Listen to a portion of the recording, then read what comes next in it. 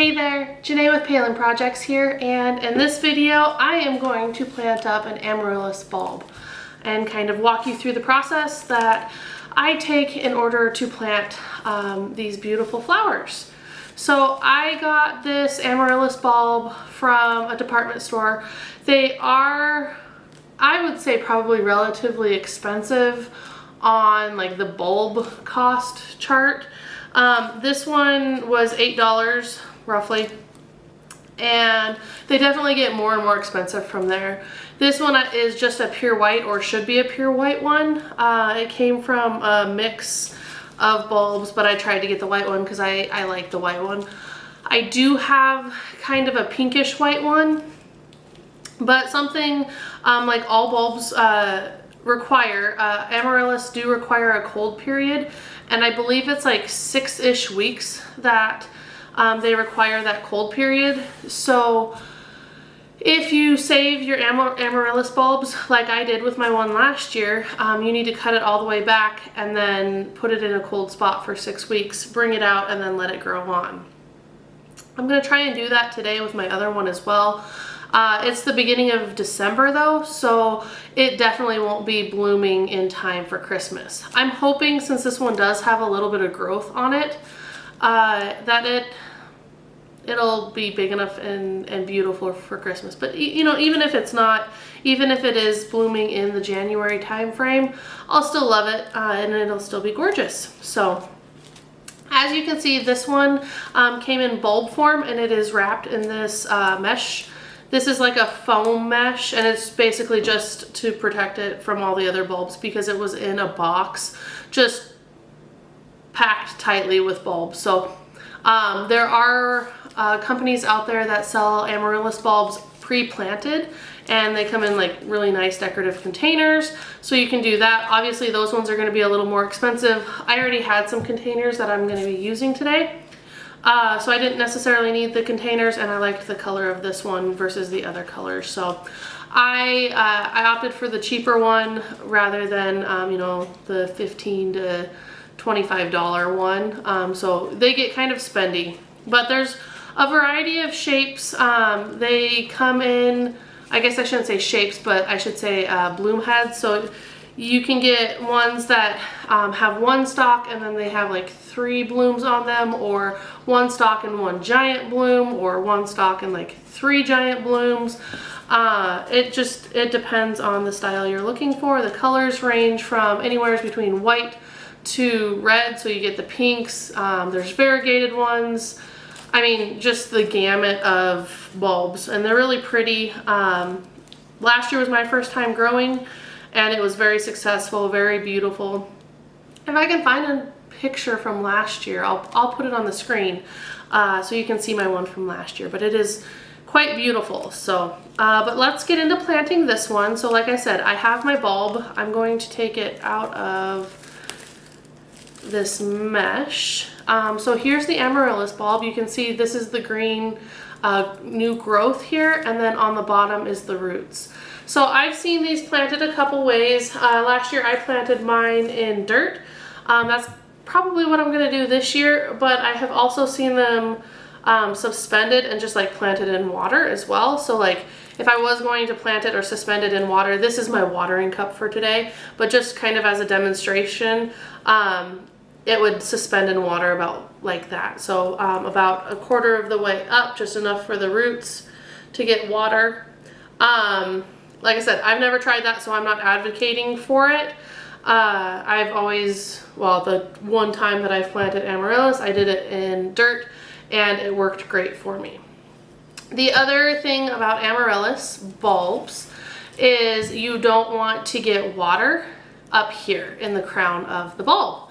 So here's like the bulb part where all the energy is stored, the roots, the growth, and then there's little, if the camera will focus, there's like little flakes, or all I can think of is onion. An onion has layers, but there's little layers right here, and if you get water in those layers, it will rot the bulb out. So you don't want to plant this bulb like you do the tulip or the daffodil bulbs. You want to plant it so that it's sticking up out of the soil quite a ways, just so you protect that crown from getting any water into it. That's why I said when you suspend it, if you're going to suspend it, you would suspend it about 1/4 of the way up the bulb. Kind of the same thing here. You'll plant dirt about halfway up the bulb. So I did bring 2 different size pots in because I wasn't sure which one I wanted to use. It does look like this Amaryllis bulb would fit in my little one. But that would be a little harder to water, so I'm gonna use the bigger one. The other thing with Amaryllis bulbs, or Amaryllis in general, is when they grow, they get super tall and they have that long stalk, so it gets pretty fragile. Sometimes people will plant multiple in a container so that they can have the strength of the others to stay up.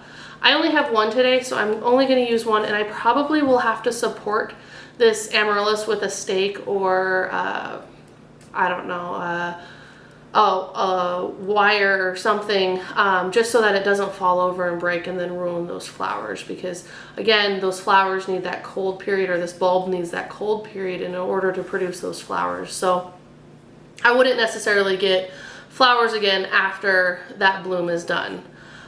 So I want to protect those blooms as long as I can, so I can get the longest life out of them and enjoy them for you know, the largest amount of time.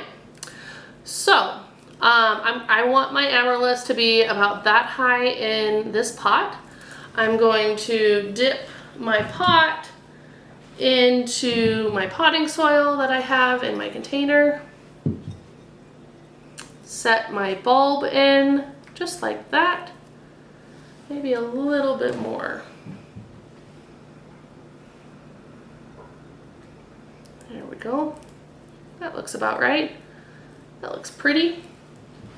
And then I'm going to gently fill in around the bulb as well, trying not to get any dirt that would possibly have moisture in it into that crown.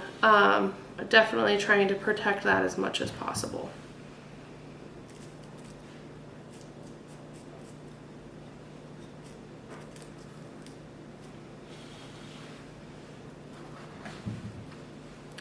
Little by little, taking my time.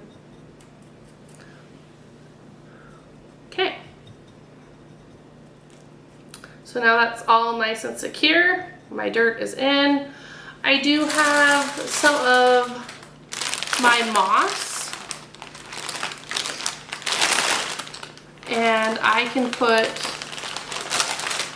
some of the moss around the top for kind of a decorative element to cover up the soil, just to make it look nice and a little festive. I've seen people, they're super light ornaments, but I've actually seen people hang ornaments off of their Amaryllis. I won't be doing that just because, again, I don't want to possibly break off my flower, but people get pretty creative with these flowers, and they're absolutely beautiful, and I definitely think they're worth it in the end. I mean, they are a little spendy, but they are so pretty. So, oh, there's a little vine go. Look at that. It's so tiny and cute. Perfect. Okay, so since this bulb has been in dry air and it wasn't planted, I'm going to water it in nice and deep so that it has a lot of moisture to root in and produce those big, beautiful flowers for me.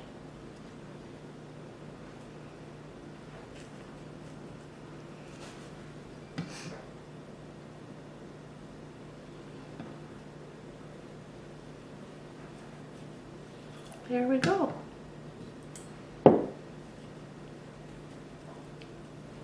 Gorgeous. So there's my first Amaryllis. Sorry, tongue-tied there for a moment. my first Amaryllis bulb that I've planted this year. Let me go grab my other one and I'll show you what I'm going to do with it. Okay, so here is my Amaryllis from last year. Again, I think it was like a pinkish white, so maybe like a pink center with a white outline. I'll try and find a picture because it was absolutely gorgeous, and so I want to see if I can get this to bloom again. It is kind of in a hot mess right now. You can see I have some drying up leaves, and then I have this green stalk, and then I have a couple baby offshoots. So what I'm going to do is I'm going to just kind of top off the soil, just like that.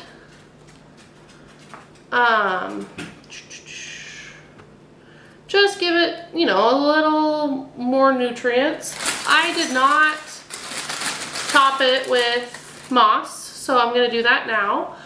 The reason why I want to do this, not only is it aesthetically pleasing, but this moss will ensure that you know, it absorbs that moisture and will give this plant a little bit more moisture throughout the week. Because I water these guys, actually I water all of my plants on a weekly basis. If they need water more often than that, they tend to be neglected, to be honest. So we'll give this pot some moss to make sure that it can withstand, and it did. It went great last year with being watered once a week. I didn't have any problems with it blooming. I didn't notice any problems throughout the year. It honestly was great. So no complaints. I just, you know, look of it, yes, it's nicer, and then, you know, just to be sure, I want to put moss on it. So what I'm going to do with this is I am going to clip this guy,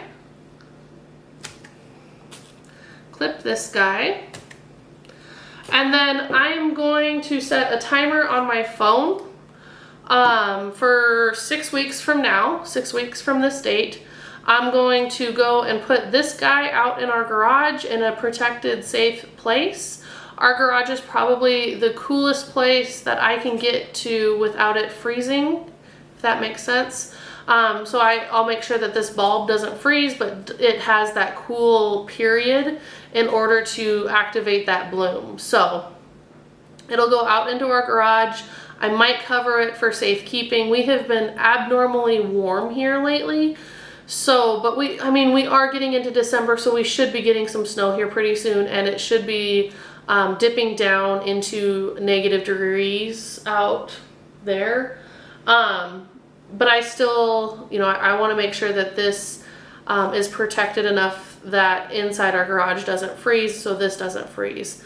So I might put a little blanket or something like that over the top. That's typically what I do for my dahlias, is they're in the garage as well, and I just toss a blanket over the top of them, and that pretty much protects them from a freeze. So yeah, that's what I'm going to do with this guy after I water it in. So I'm going to give it a nice big drink. I probably will go and get another little bit of water to make sure that this guy gets a big old drink before I set him out in the garage for 6 weeks to, again, hibernate, and then to force that bloom, and then I'll bring it back inside and you know, put it in a bright spot in our house and make sure that it gets plenty of nutrition and light so that it'll produce a lovely bloom that like it did for me last year. So this guy right here will it's actually going to go into my office.